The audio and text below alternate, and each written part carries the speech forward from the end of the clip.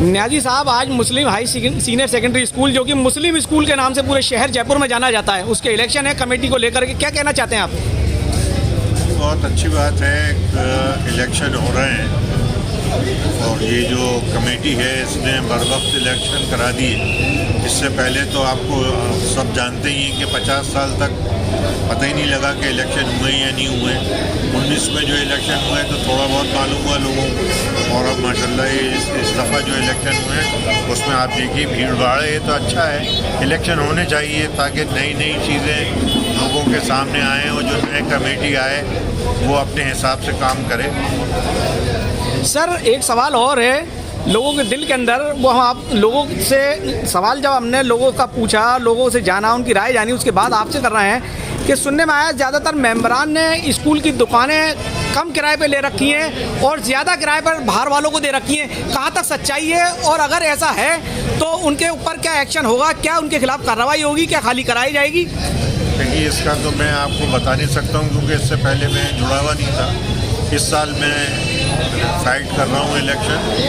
मैं ये बता सकता हूँ, ये सुना है मैंने भी, जो आपने सुना है कि लोगों ने 5-5 हज़ार रुपये पे जो दुकानें दे रखी हैं और 500 रुपये पे ले रखी हैं, उनको दे रखे हैं।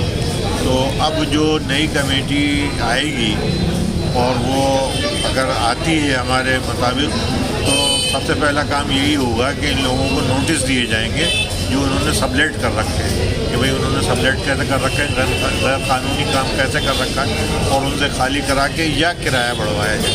क्या स्कूल की तरक्की प्रोग्रेस आगे होगी? क्या कोई नई बिल्डिंग्स का यहाँ पर इदारे कायम किए जाएंगे? ये भी एक बहुत बड़ा सवाल है। आज तक स्कूल तरक्की करने की बजाय डिमोलाइज यानी कि नीचे आया है, उसका ग्राफ नीचे आया ऊपर जाने की बजाय, ये क्या खास वजह रही? हम लोगों की उम्मीद तो यही है कि ग्राफ को ऊपर, और मैं आपको ये नहीं कह सकता हूँ कि क्या क्या किया जाएगा क्योंकि ये वक्त से पहले की बात है।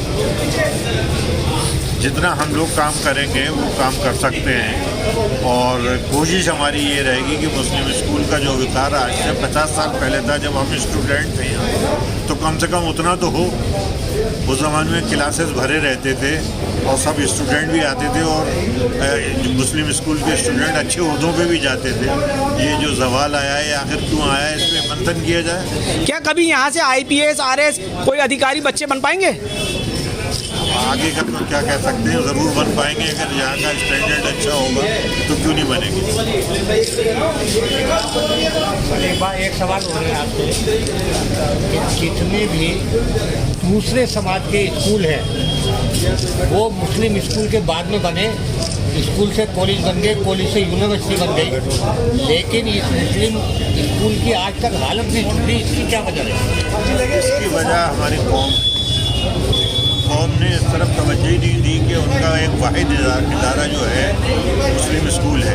उन्होंने ये सोचा जो अच्छे ओहदों पे चले गए या जो अच्छे होते हैं उन्होंने अपने बच्चों को इंग्लिश स्कूल में पढ़ाया और ये सोचा भाई मुस्लिम स्कूल में पढ़ के क्या करेंगे, सिवाय पाना हाथ में लेके, पिलास पाना हाथ में लेके कुछ नहीं होगा। मुस्लिम स्कूल का स्टैंडर्ड ऐसा नहीं है कि जिससे आगे तरक्की की जा सके। हालांकि ये बात नहीं है, इंसान के ऊपर खुद होता है, अगर वो तरक्की करने जाए तो कहीं भी पढ़े।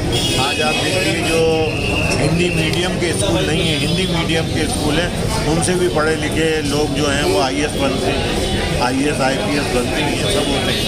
लेकिन मुस्लिम स्कूल में एक वजह जैसी पढ़ गई और फिर दूसरी बात ये कि लोगों ने तवज्जो नहीं दी अपने इदारे की तरफ, ना उन्होंने माली ताउन किया। देखिए हर चीज़ के लिए ज़रूरी होता है कि उसके लिए पैसा मुस्लिम स्कूल के पास पैसा नहीं।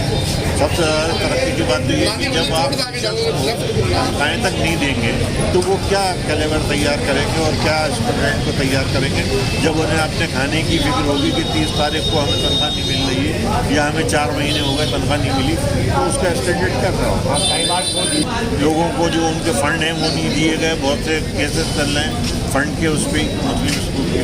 अब देखिए आगे जो जिस तरीके से भी होगा कोशिश यही रहेगी कि इन मामलात को ठीक किया जाए। एकदम से तो हो नहीं सकता, धीरे धीरे एक एक चीज़ को लेके सर आप भी में लड़ रहा हूँ। सर एमडी रोड स्थित मुस्लिम हाई सीनियर सेकेंडरी स्कूल के अंदर आप लोग सब पूरे देखे जा सकते हैं कि यहाँ बड़ी तादाद के अंदर वोटर आए हैं वोटिंग करने, इलेक्शन चल रहा है। क्या स्कूल में कुछ तब्दीलियाँ हो पाएंगी या स्कूल वही जो बिखरा हुआ है या उजड़ा हुआ है उसी तरीके का रहेगा, या गुलबारी रहेगी ऐसे जैसे गुलबारी चल रही है? असल में आप जो लोग इसमें जो इस वक्त जो मैनेजमेंट काम कर रहे थे, तो असल में 2-3 साल तो उसमें लग गए आपके कोरोना में, और बाकी ये काफ़ी सुधार हुआ है। और अब जो लोग आ रहे हैं इसके अंदर वो बड़े समाज से जुड़े हुए लोग हैं, जिसके अंदर सरमायादार भी हैं, जिसमें एजुकेशनिस्ट भी हैं, जिसके अंदर संस्थाओं से जो जुड़े हुए लोग हैं वो भी हैं, एक्सपर्ट हैं इसके अंदर।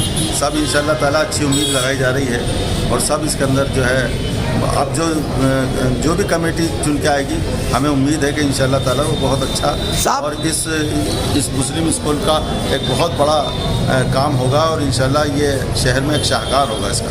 60 लोगों का एक पैनल बना है और 4 लोगों का एक पैनल बना है, तो जीत तो एक ही पैनल की दिख रही है, उस पर क्या कह सकते हैं आप? भाई इसमें तो असल में क्या है कि तो वोटर्स के ऊपर है कि वोटर ने किसको दिया है किसको नहीं दिया है, लेकिन बहरहाल जो भी आएंगे वो लोग अच्छे ही होंगे। क्या विकास हो पाएगा? विकास को तरस रहा है ये स्कूल 101%। सर ये दुकानें